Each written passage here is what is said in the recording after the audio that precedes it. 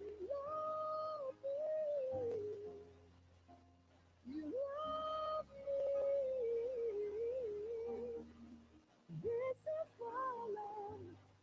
Oh, this is why I love you. Because you love me. You love me. The stars have all aligned, and right now it's the perfect time to say, I love you, I love you, I love you, I love you, I love you. I do. This is why I love you. Oh, this is why I love you. Because you love me. You love me. This is why I love you. Oh, this is why I love you. Because you love me.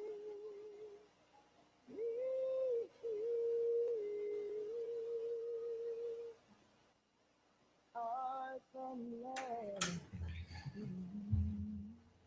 Good evening, everyone. We are back in the marriage shop. I'm Mike, she's Wendy. And in addition to other things, I do technical and cameras and IT. So welcome. Hey, it's good to see y'all again. It's been a while. It seems like it's been forever. I don't even know. It seems like it has been a month. No, it was last week, or like every other week. It was the week before. Week before last. Huh. So Christina, Janae, Hey. Kim Aiken, glad you guys could join us. Thanks for jumping on early. Yeah. Yes. You all are in the marriage shop, and hey, you know, whether you just need a little touch up, a little tune up, a major overhaul, we have you covered. And you know, I think it's important to let people know, though, we actually don't fix anything. No, we actually don't fix anything. Right. I mean, in effect, everybody has like a little shop in your own house. Right. So, it's kind of like a DIY. A little fixer upper, maybe. I don't know. No, DIY is not fixer upper. Oh, it's do it yourself. But I mean, you do it yourself. I mean, you fix up stuff yourself. Yes. So it's DIY. Anyway. Do it your You said DIY. Do it just DIY. Y'all know what it is. Yes. Anyway. You already know what it is. Welcome back to the marriage shop. Back. And so we are fresh off of a weekend to remember. So we wanted to, again, kind of give a shout out to Family Life, the Family Life team, the Weekend to Remember team, Augusta Weekend to Remember team. Augusta Weekend to Remember, led by Horace and Judy Carney. Yes. Did an absolutely remarkable job. There were hundreds of people, hundreds of couples up in the Marriott this weekend in Augusta. It was really awesome to see that. So it's always awesome. It's a little bit overwhelming, but it is awesome to see so many people investing in their marriage. And this year we decided that we were not going to be working on everyone else's marriage, but we were going to invest in us. So we were there strictly in attendance to work on us. Yeah. And so that was good. That was different. You know how hard it is to be in attendance? It's just, we are horrible attenders. We were late to everything. I'm just saying. Yeah, that's true. But I mean, you know, sometimes you need to be late. Yeah, well, if you're busy. Yeah, but you don't want to doing miss something anything. Worthwhile. So we would not endorse being late. I mean, we would just. It depends on why you're late. Yes. I would endorse being late for the right reasons, actually. Okay. And we were. Yes. So anyway. Yes. Moving on. Desiree Elam and Michelle Cobb, thanks for joining us. I'm glad you guys could take out a few minutes. And so Kim Aiken says, hey, tuning in on my way to dinner with a couple female friends. All right. So we'll try to make it interesting real quick before you guys get out the car or you get a chance to watch us on replay. Yeah, we might make it interesting real slow and y'all just might miss it. But dinner's going to be awesome, though. So hopefully you're going somewhere great. Yes. And Monica Wilson Ferguson, thanks for joining us. Always glad to have you on. Yes. And, So and y'all with see that, we rocking our oneness shirts. So we have black ones just like this. So Family Life they put out a new shirt this year. I guess they figured, they hadn't really worked the whole oneness angle yet. So instead of a black shirt, we go with gray. yes, it's like a nice cotton blend heather gray. You said heather gray. Yes. That's the thing? Yes, it is. Oh, I just thought it was just gray, just like not that gray, but this gray. It's heather gray. Anyway, That's quite comfortable, and we have upgraded. So yes.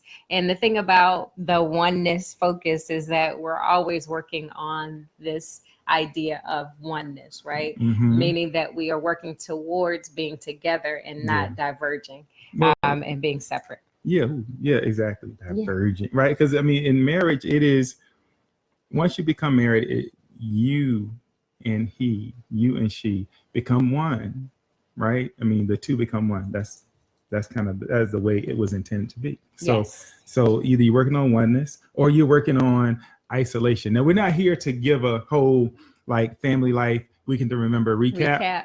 You just have to go. There's like 90 plus cities, right? So the likelihood is that there's a Weekend to Remember somewhere near where you are, and so we highly recommend that you do that. And so, but there were some things that we heard this weekend along the way. It's like, man, you know what?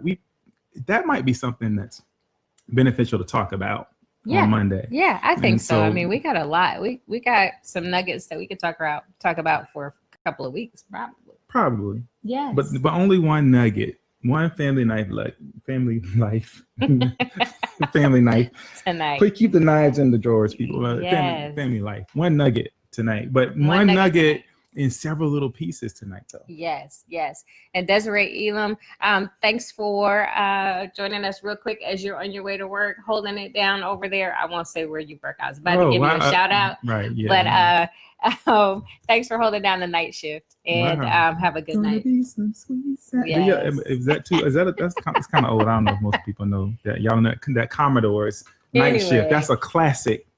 So we put a good teaser out there. Right. Yeah. We're talking about extramarital affairs. And so some of this we've covered already in different ways, but we want to wrap it all up and bring it under one big topic tonight. Yeah. I mean, yes.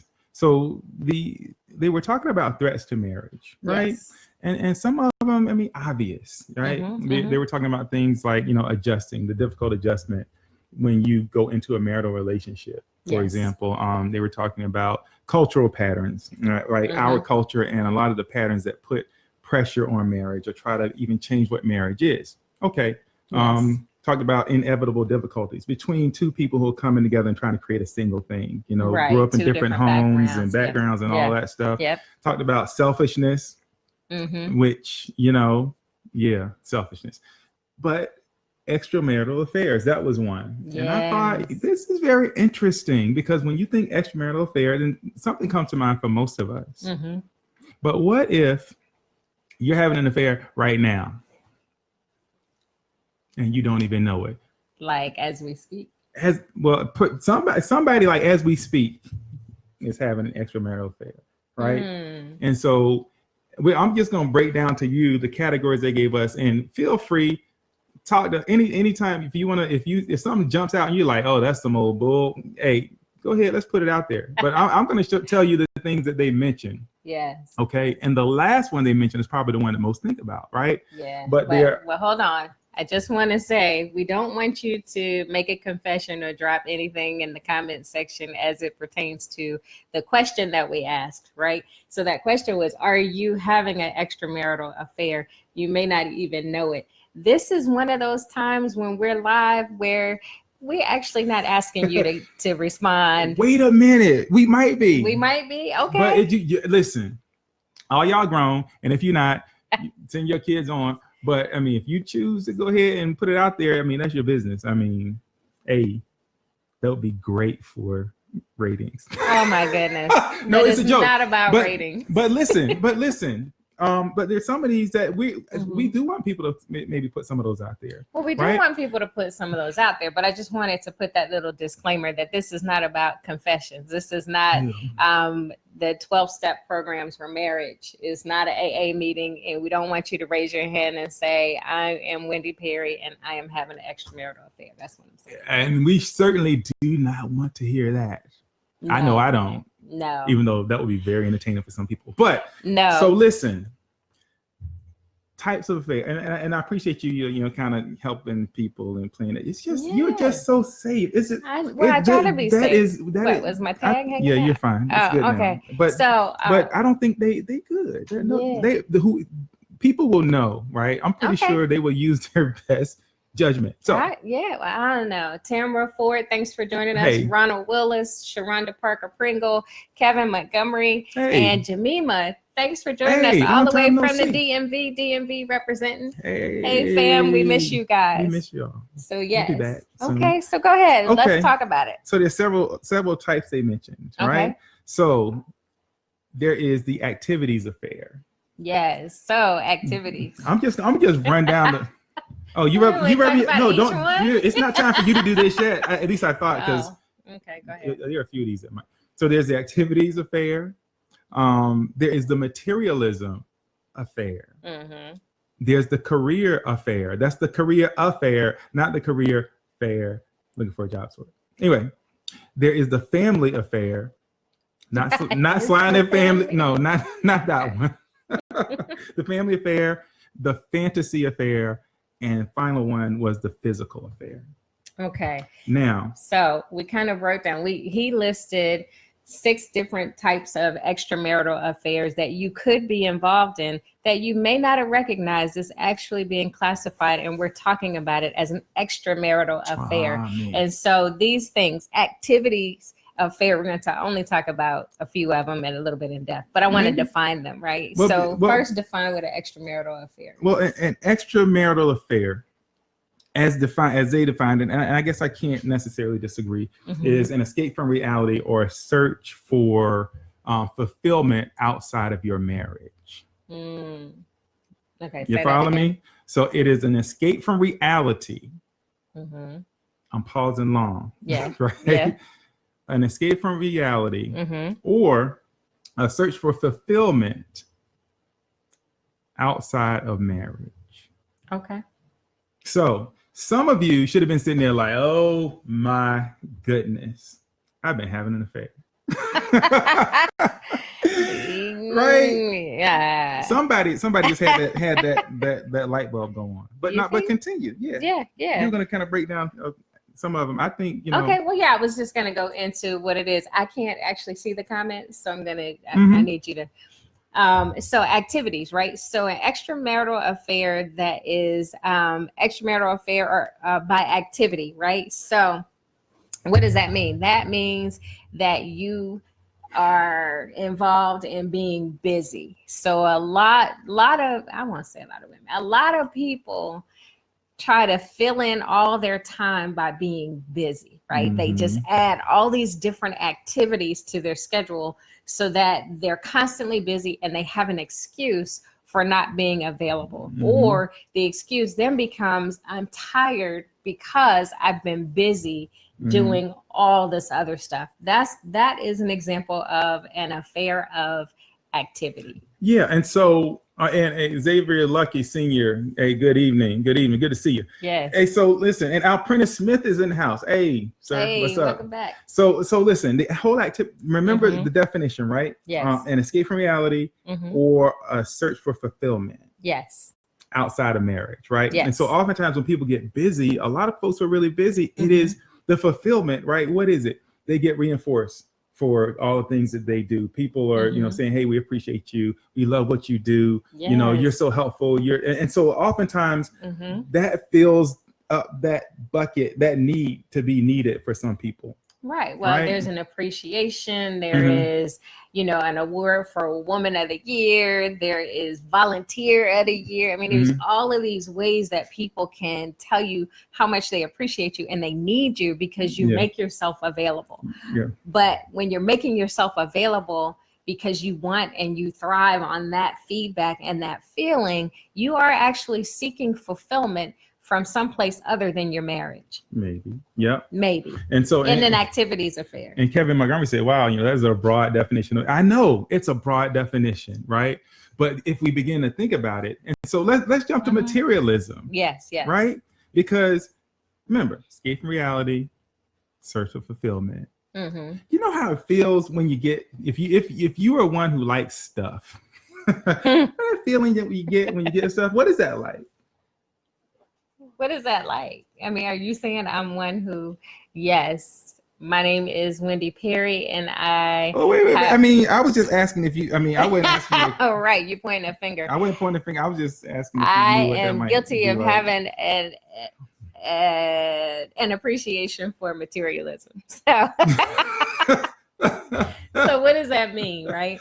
That means you get fulfillment by buying things, right? That you're constantly looking to buy something, not necessarily shoes. For some of y'all, it's shoes or bags. For some of y'all, it's bags too. Or furniture, but always searching for, I mean, it could be trucks. What if you had like a 2-story closet with shoes all the way to the ceiling? Or fishing rod. Wait a minute. Whoa. Yes. We have gone way too far. It's a never-ending quest. Wait a minute. To find that next thing. Right. That is so unbelievable. I was speaking in the theoretical, and I believe you just... I went to the literal because you said, tell me how that feels. And you looked at me. But here's the truth. You know who you are. My goodness. I mean, it's like you could be having the worst day ever. Right. And you find your most enjoyment and your most fulfillment by going and buying something. Right. They call it retail therapy. They call it a number of things. But here's where it's kind of something that you're kind of sneaking and doing. That's if you're not like readily sharing whatever it is that you purchased when you return home. That feels really fair. Like you keep it in the car or you hide the receipts or you I don't know what else you might do. But if it's not something that you're openly talking about, you don't come back and say, oh, when I went shopping today, this is everything that I got. Or trying stuff on and showing it off, it just it goes to a special holding place before you reveal it.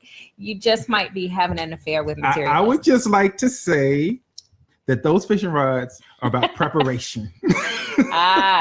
Different circumstances, different Xavier things. Lucky Senior says, why can't you have a balance? Right. Well, I mean, you can have a balance, but and that's why I want to really bring you all back to that definition. Yeah. And escape from reality or fulfillment outside of your marriage, right? And so one point that they made is that a lot of times when people try to escape from reality or when they're caught up in fantasy, I think that was really what they were talking about. And we'll get to that one. But it was like people they don't question the fantasy all of a sudden. They begin to question the reality as they make this comparison between what's in their head and what they have in reality, right? Okay. And so they begin to question the reality is if something is wrong with this thing I have that is real, right? That's tangible, I can touch. And all of a sudden the thing that they have is not good enough because it's not what they often envision and like fantasize about. So I'm getting ahead of myself. And it doesn't bring about the same enjoyment, right? Fulfillment. Right. Enjoyment and fulfillment. I want to make sure we got to make a distinction there, right? Because you can like something, but what is it that fills you up, that makes you feel complete, that makes you feel whole? I think when I think fulfillment, I think we're talking about those type things, right? Yeah. And so from that standpoint, I mean, can there be a balance? Sure they can. But if you're trying to escape or if you're trying to complete yourself with something outside of marriage, it may be an issue. It may be an issue. And so how do we find ourselves in these places, right? And so we are talking about seeking something outside of your marriage for fulfillment, which means that you've identified or believe that there's something lacking within your marriage, right? There's something that you're not getting inside your marriage. So you're seeking it outside of your marriage. That's how we're classifying an extramarital affair. Yes? Right. And so this next one, I want everybody Oh wait, he said clandestine operation. That's what it's like. It's like, and it's funny, right? Yes. If you find yourself unable to answer the question, like, Mm-hmm. hey, what's in this box? If you find yourself like struggling to answer that question, you just might be having an extramarital affair. Oh my goodness. Casey Meadows, anyway. Thanks for joining us. Nicole Sunshine Russell Leach, thank you for tuning in. Candace Terrell, we're so glad you made it back again. Mm-hmm. Gloria Hamilton, thanks for joining us. And Gloria Hamilton says, maybe something was wrong with the relationship before the fantasy started. Yeah. Oh, Tamisha Kinlock Carter, thank you for joining us. And she says, I'm guilty. Yeah. Hey, everybody just release y'all. It's that just get free. Yeah. So me too, sis. So hey, everybody can claim some guilt on some of these, because this next one, yeah, I was gonna say, listen, stay in your seats. Everybody just relax, chill out. All right. Mm-hmm. It is what it is, but there is the career affair, right? And everybody's like, oh wait, hold on there. I gotta we gotta eat, and I gotta go, and I gotta take care of my family. Blah blah. Yeah, got it. And so, but I think a lot of us have been in that place where you're at the job and you're doing the job. You don't even want to come home. It's like that is where the value in your life is. Yeah, that's where you escape to. That's where you find that reinforcing. Everybody's like telling you how good a job you are, how good a job you're doing. Are you able to see results? When at home, maybe you've been like fighting the same little simple issues, and you can't fix those, but you go and you work on these projects and these things, and you see results that working. Yeah. And so that's where you choose to stay. That's where you choose to spend most of your time. And stay and escape to, right? Yeah. And so I think one of the things that they described it as a destination addiction, right? When they talked about all these different things, whether it's cultural, difficult adjustments, all those different things. He described it as a destination addiction, meaning happiness is always somewhere else. That when you get to that place, that you believe that when you get somewhere else, you'll be happy. So when you're doing something else, you are happier. And so whether that is busy with activities, whether that is shopping on your own till you shop till you drop, or whether that's at work, you believe that there's more fulfillment in that environment than what you can get at home. Yep. And the danger in these extramarital affairs is that they can lead to isolation. Right. And so more distance grows between you.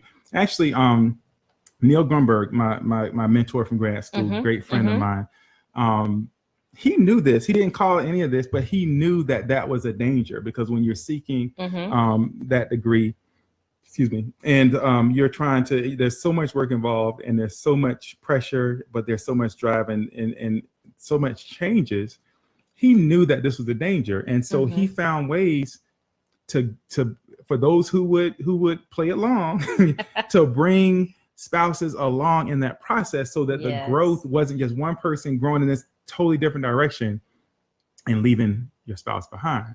So there we were, Wendy and I, down in the lab. And when I never in a million years would have thought Wendy would be down there with me, handling rats and counting like rat behaviors and wet dog shakes. Yeah, that was something. That was amazing. That was great. In all honesty, I love animals, so it wasn't too far a stretch. But I am thankful to have had that opportunity. Not everybody has the opportunity to be able. It's not like bring your spouse to work day, right? We don't get to really see what's happening there.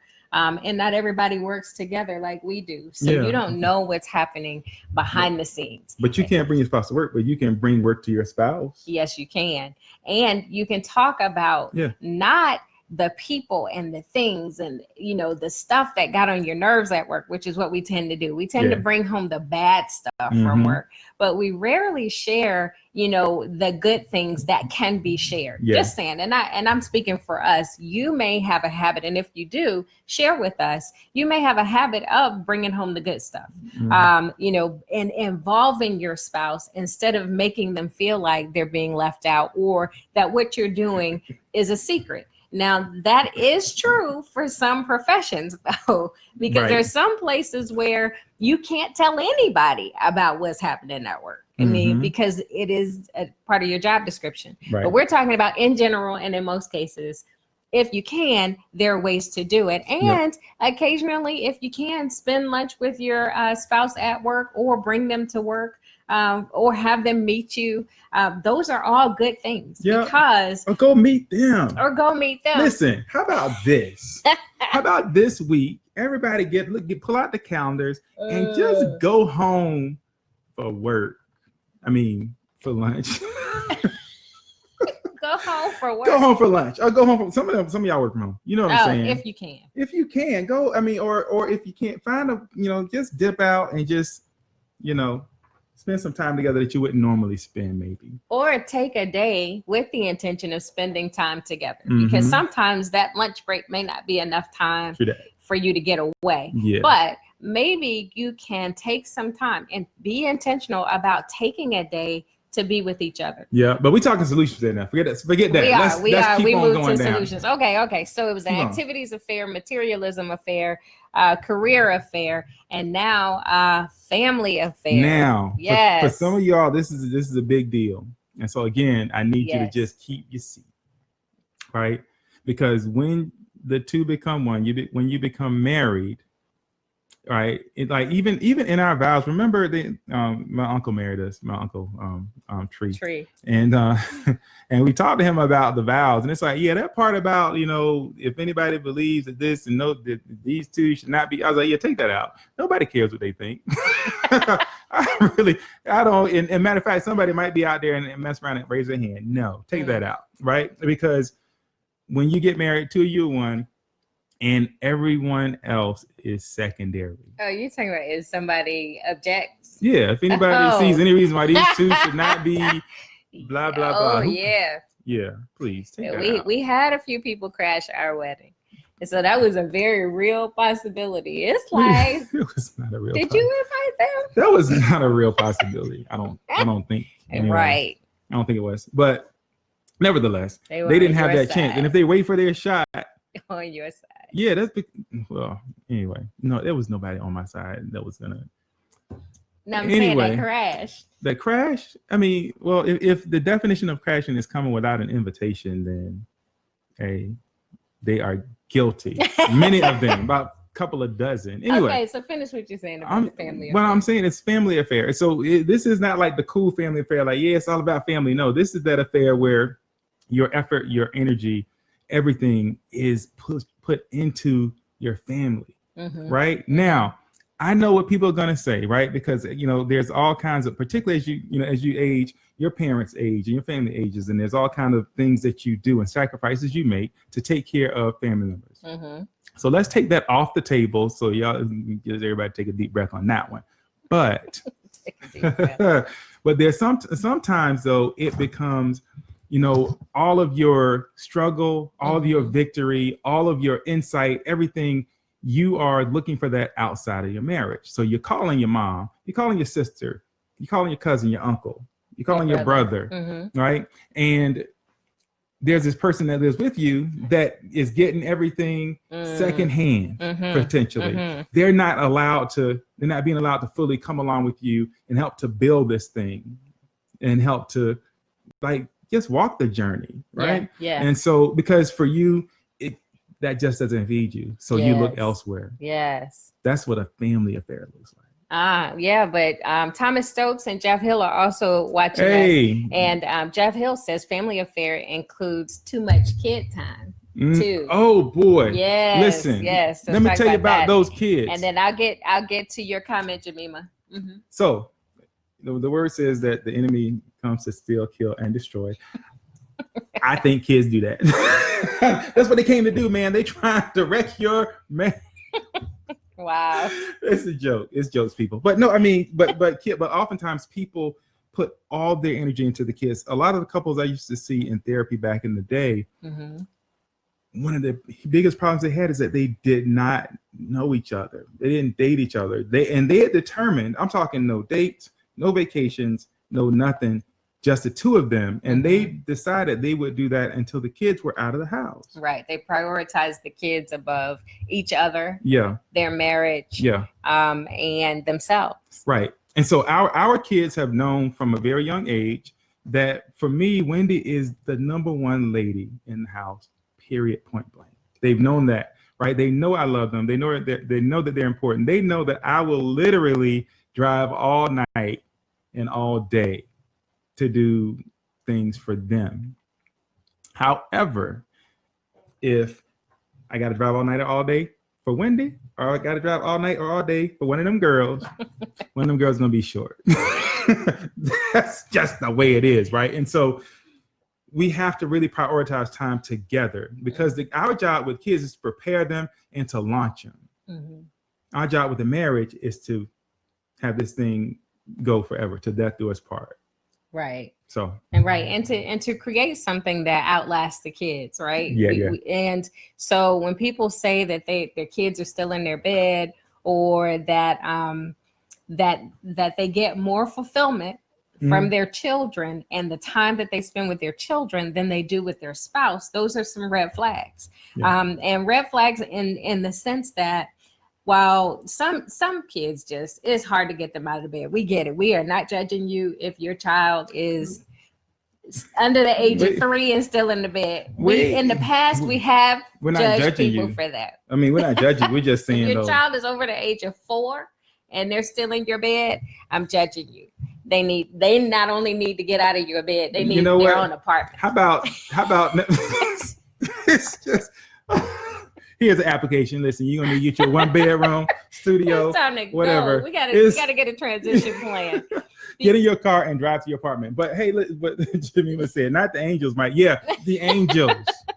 That's right. Yes, them. But look, the little update, Candace. Update, Candace Terrell. Update. Haley has been sleeping in her bed in her room for what? Yes. Hey. It was time to go. See? We love you, Haley, but you had to get out of there. That's right. And how's your sex life now? You don't even have to. Okay, yeah. I'm sorry. As I digress. Thank you for that update. I know. I'm just because here's the thing, right? Because babies are babies, right? And so when they're babies, it's not safe. It's not safe for them to be in the bed with you, especially if you fall asleep. That's a real safety issue, which is why I harp on it. But beyond being infants, toddlers actually, I mean, if you're in the bed and you forget that your toddler is somewhere around and somehow you just get in the mood and then all of a sudden you look up and there's a toddler like... Stop it. So we all know you will not forget that toddler's in the room. That toddler needs to be gone, period. Whatever you got to do, goodness. Bribe them. Get them a sleep number. I don't know what you got to do. Yes, woo, congratulations to you guys. Absolutely. So I did want to go back to Jemima's comment when we were talking about bringing work home and the career affair. And she said, we have had this issue with bringing work home, and at times one or the other spouse can feel isolated. The way we made it less of an issue is to be intentional, to keep each other included or informed on what we're working on and even how long it will take to complete during the time we are working on it. That's outstanding. Thank you so much for sharing that, as we all continue to try to figure out ways to navigate this better together. So thank you. You know what I love about that is, why is my eye itching? Georgia is killing me right now, right? But we got another bloom of something happening. But listen. Oh, wait. Okay. I'm sorry. What? She said, LOL, great. Okay, I'm sorry. Anyway, that was Candace in response to my question, so just in case y'all missed that. I can't even see people's eyes, but I can't even make eye contact right now with the... I'm sorry that the allergies are killing you. It's okay. Okay, what you got? I forgot what I was going to... Deb Hill, thanks for joining us. Hey, so Jeff and Deb, they're on that Weekend to Remember team. So yes, we're glad gave you you're a on shout tonight. out at the beginning of the hour. An amazing job. Yeah, yes. but I like what she said, because have you ever been? Well, I know the answer, so it's not even. But have you ever been like sitting, like maybe you're sitting in the bedroom, you want to talk or whatever, and you wait, thinking, okay, they'll be here in a few minutes, or maybe a few more minutes. And next thing you know, an hour or two has passed, and now you're like a little bit frustrated, like, you know what? Where are they? And then you roll over, you go to sleep, frustrated, right? And so communicating about what you're doing, how long it's going to be or whatever, then you set some parameters and some expectations. And I think that can reduce frustration and minimize isolation. Yeah, working on. yeah, Jamima talked about, like whatever you're doing, right? Yes, yes. And so, so Mm-hmm. I just like their approach there. I think that can be effective. Yeah. Yeah. I forgot something too. What? Activities wasn't just being busy and busyness. It was also playing games. Oh, yes, it was. Video it was game also players. video games. No judgment. Games. I'm just saying it's escape. That was another way to really kind of escape from reality, right? And seek fulfillment.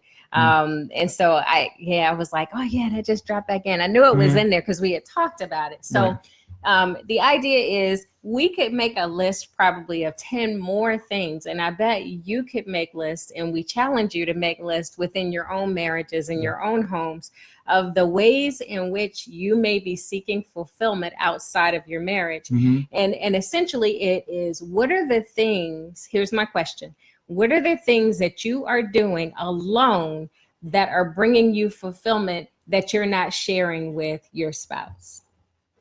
That is a phenomenal question. Thank you. Yeah. Yes. What are they?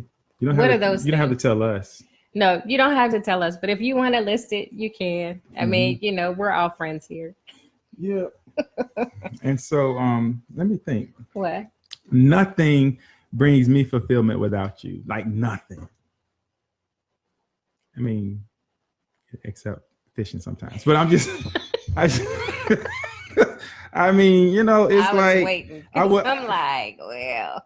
I mean, it's what we've tried to do is like, you come out there sometimes and you hang out, and that I love that. And so when we do that, I'm not even in a rush to get home. But when we don't, the clock is always running. Yeah. Right. But here's the important distinction. So we're not saying that you can't do anything on your own.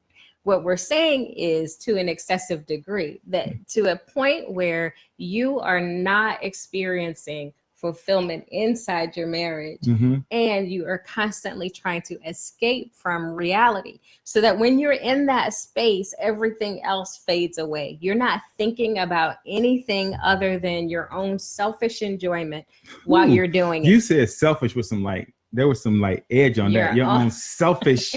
I mean, it was just like cut through the air. Did y'all feel it was? That's the distinction. So that's what we're talking about. That's when you may find yourself, or we put you in the category of being involved in an extramarital affair. Doing something that you enjoy that the other person doesn't enjoy. That in and of itself does not mean that you're cheating on your spouse. Yes. No.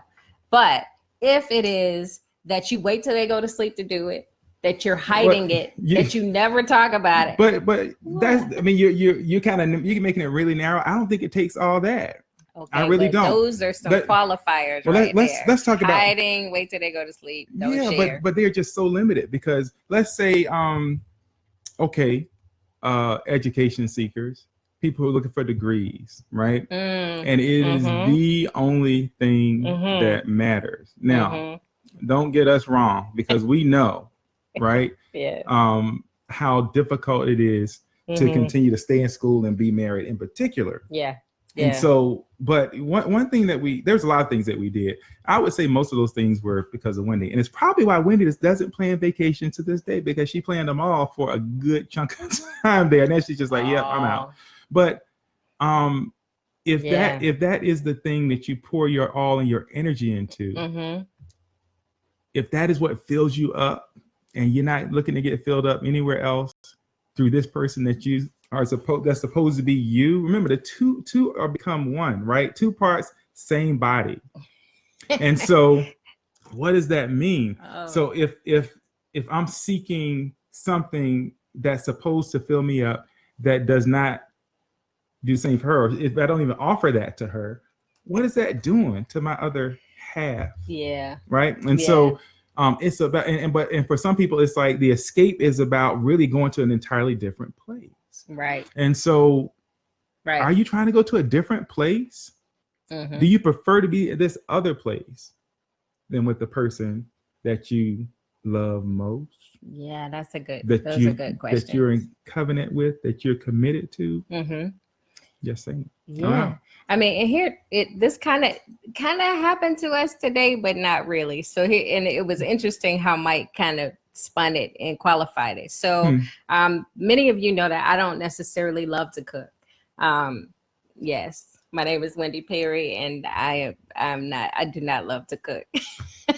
So what I will opt for is eating out often, right? So if I'm hungry, then I'm going through my list of places to eat, not necessarily what I'm going to go fix. And so I'm not looking to escape reality, but I do believe that there's something good out there that I can go get to eat. That could go back to this materialism affair. Anyway, I say that to say that it came down to a discussion about lunch today. And I said, and Mike said, are you hungry, or do you want to get a sandwich?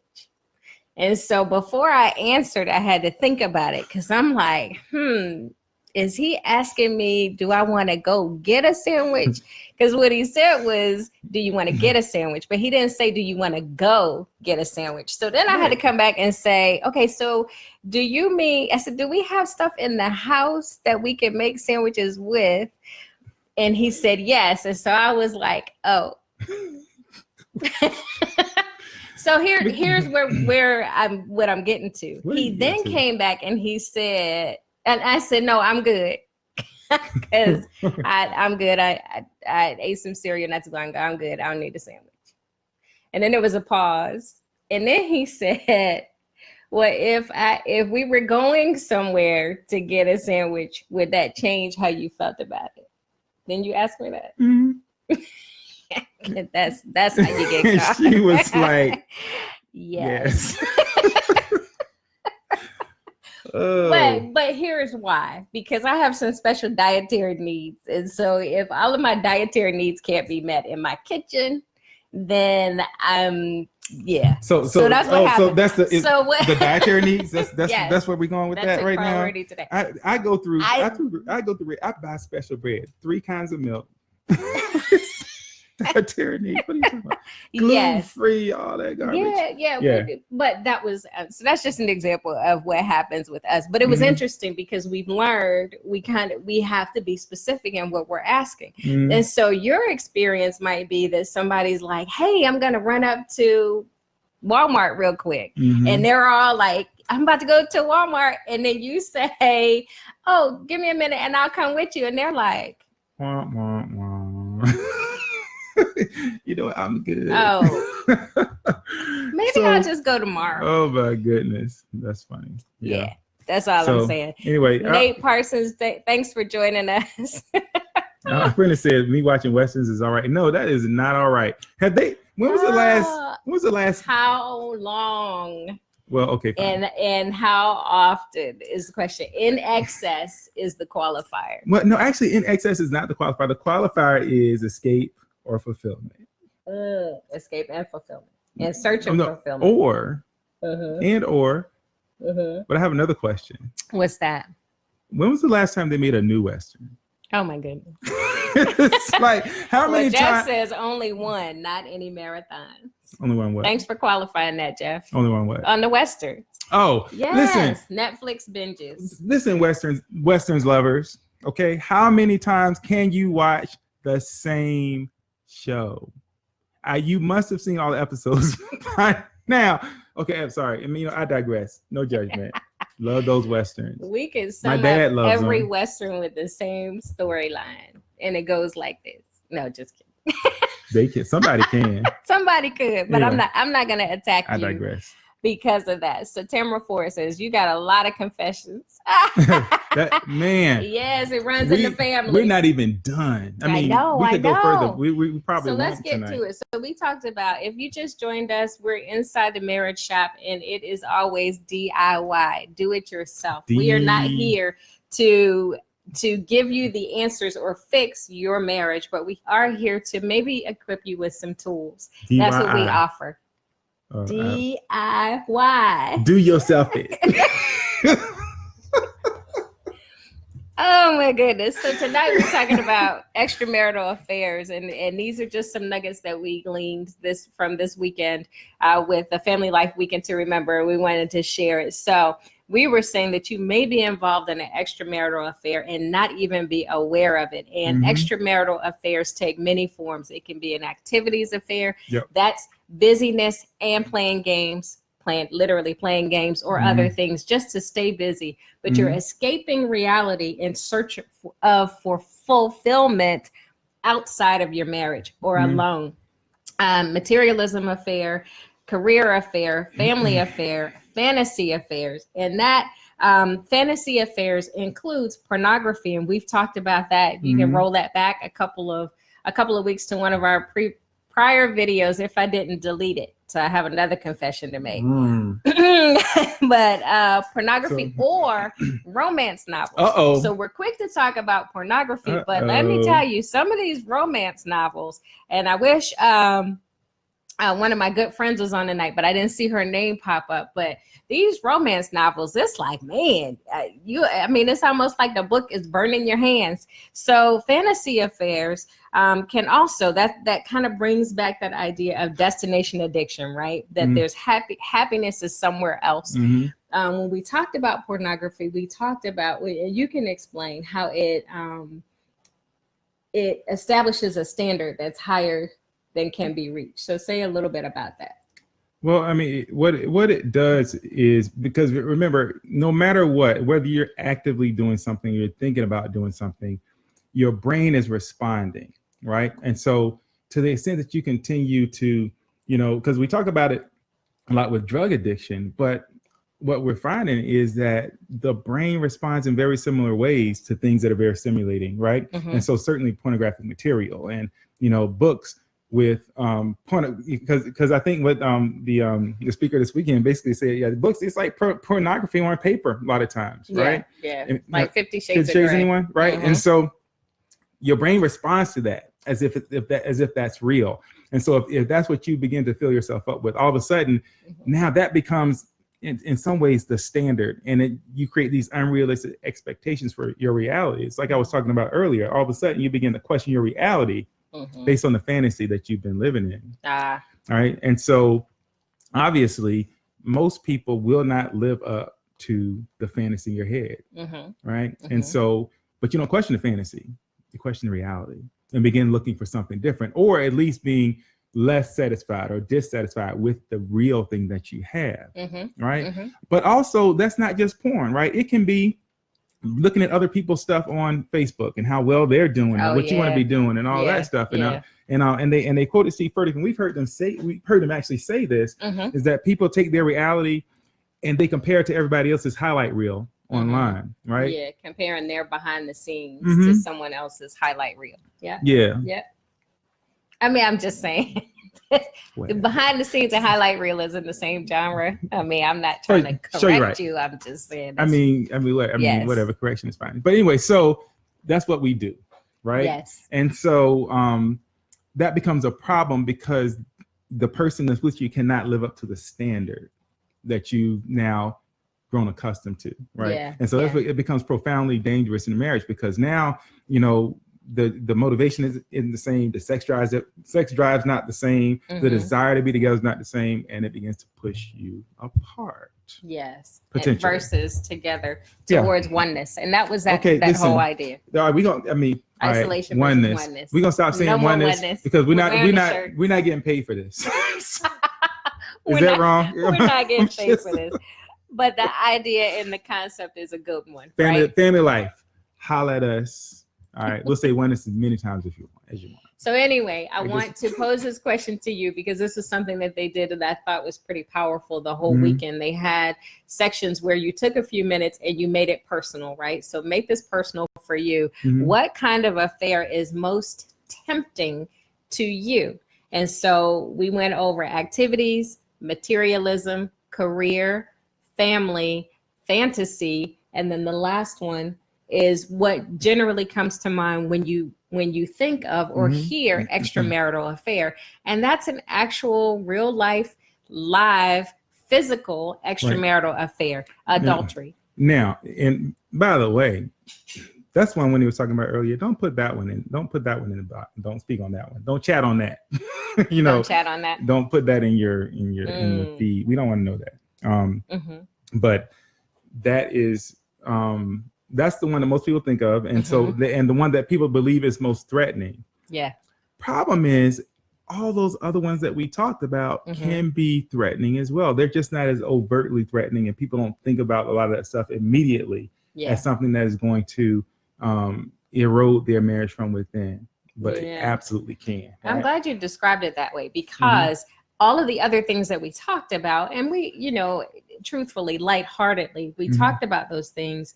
Each of them has the potential to chip away or erode your marriage to a point where you are more susceptible or vulnerable to stepping out and having a physical extramarital affair.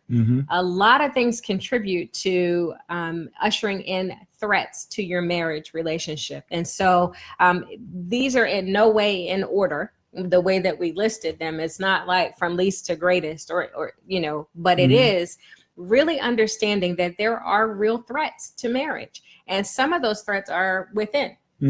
Now, and Monica Wilson Ferguson said, so I think she's getting it right. But who would ever think that a Hallmark movie might be a problem? Man, like one is never a problem. It's like number 101. It's like, why? What is it about those? I don't even understand what is going on. They just captivate you. There's some of them. They've gotten. I don't even like them. They've gotten really good. They just keep. You can just leave that bad boy on constantly. Yes. So. Well, Jemima Davis says happiness is somewhere else. Deep. Yeah, and so she's commenting on the statement that happiness is somewhere else. Monica Ward Jernigan, thanks for joining us. And Michelle Moore Wilson, thank you for joining us. And she says, good evening. Sorry I popped in so late. You are right on time. Although we only going to be here for a few more minutes. Rocco and Tracy. But just we're glad. Rocco and Tracy, thanks for joining us. And yes, Jemima, comparison is a killer of reality. And that comparison starts inside us, right? And so we've talked about a lot of things. If you just joined us tonight, we're talking about extramarital affairs. And we talked about external affairs, things that happen outside of your marriage, activities affairs, materialism affairs, career affairs, family affairs, fantasy affairs. And then lastly, we were talking about physical affairs or what commonly comes to mind. And we are not naive in that we understand that some of you may have experienced a breach within your marriage and have actually experienced or lived through an extramarital affair. We have, and we've openly shared that. It is not something that we're proud of, but what we are proud of was our ability to continue to work through it and to commit to working through it, and our belief and hope that our marriage could be better than it was. And the way that we did that, and really no matter what it may be with you, because we know, and some people are going through even that, like right now. Yes. Everything we've gone through tonight, somebody is going through all those things right now. And so what we discovered, and I think it applies across the board, is that the first thing to do is to seek God. Yes. Seek God in terms of what he wants for you. What is your job in this thing, right? Not only in life, but also in your marriage. What is a husband supposed to do? How do you love somebody, right? What does that look like? And so begin to seek that first, both of you, right? And then everything else begins to fall into place. So you begin to fill yourself up with something different. Right. And so there's some of you probably, there's like that spark. People always talk about losing the spark, right? When's the last time you really stopped and looked at each other? Just stopped everything, put down the stinking phones, shut out everything, turned off the television, and just looked at each other and appreciated, this is the person that I chose. This is the person that God gave me. This is the person who is so funny, so smart, so pretty, so fill in your blanks. And the next time you did that, you just appreciated that. And then let them know. Yeah, and there's something, I can't remember which one it was. I'm not sure if it was Men Are From Mars, Women Are From Venus, or if it was there's another one that we read. It wasn't Love and Respect. I'll find it and I'll post it. But I think it was in the Love Dare challenge book, where it really does challenge you to actually do just that. And so we'll challenge you to spend 5 minutes, right? Sitting with each other, looking into each other's eyes without distraction. Listen, 5 minutes. Can we let them do like first? Can we let them just do like a minute first to just see how profound? No, because this is a challenge. This is a challenge. Woo-wee. 5 minutes. If you're up for the challenge, if you're a lightweight, you 1 minute. You are throwing the people in the deep end. Oh my goodness. 1 minute. Okay. Sitting with each other, face to face, peering into each other's eyes. No words. Close but not touching. Right. Is the other part of that challenge. And then after that, talk only about each other and your relationship together. Yeah. So 1 minute if you're a lightweight, 5 minutes if you're up for the challenge of just looking in each other's eyes, and then talking maybe for 5 more minutes. And then whatever you do after that, which we already know what might come after that, but whatever you do after that, know what it is. Just know that you've invested that time in your marriage. And that's really what we wanted to talk about this week. We took some time out, we paused to invest in us, and we highly encourage you to pause and invest in you, whether that is intentionally taking some time to spend lunch together if work is really doesn't allow you much more time, but taking that time, creating the space. Jessica Jones said a few weeks ago, she wanted us to talk about quality time. Taking the time is one thing, but how you spend it is up to you. But quality time with each other, really just to experience each other without distraction. No kids, no family, no activities, no shopping, no talk about work, none of that. Listen, yes. Jamila said, this is the person I want to date, not just be married to. And dating is a whole different thing. You know what I mean? Dating requires that effort and whatever. And she also said 5 minutes, close, not touching. What? Yes, close. Exactly. It's like, what are we doing? This is crazy. I know. I think that's 30 seconds. It's probably time. It's been like, almost 15 years since we did that. So we probably need to do that. I mean, we have to, because we challenged the people. Now we got to go do it. So now we got to do it. 5 minutes for the 5 minute ready for this challenge crew. So as always, we thank you guys for joining us. If you think someone could be blessed by this or inspired by what we've shared tonight, please share, tag us if you like.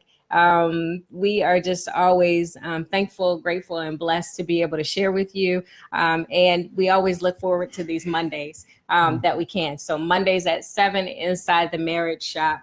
Anything else you want to say?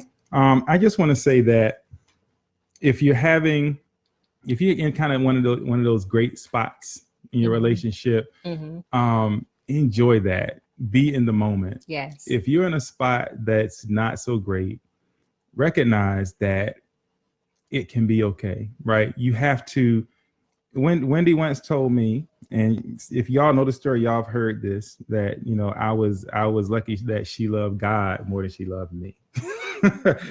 She said that, and she was right about it, right? And so trust that God can bring you through anything. We were talking about faith the other day, yesterday. Faith, the substance of things hoped for, the evidence of things not seen, right? When I think about that substance, I think about what we put into the thing that we believe is going to happen, right? And so it's almost treating things or behaving as if something is, even though it's not just yet, right? But there's evidence of it, right? You still have the ability to talk to each other and see each other and touch each other, right? He's still there. She's still there. Yep. As long as you have that, you got a shot. So, hey, we in the Marriage Shop, y'all. We about to be out. You know, Yes. we about to go spend this 5 minutes. Let's get this thing started. Like Five. That's here, the 5 minute challenge. yeah, you just Ah, you gotta you're not I thought you're not supposed to you're supposed to like bite Good it night. or something. See y'all later. Bye.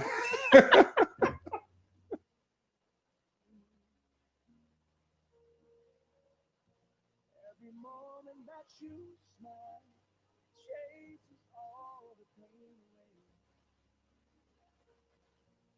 Forever and a while, in my heart is where you stay. This is why I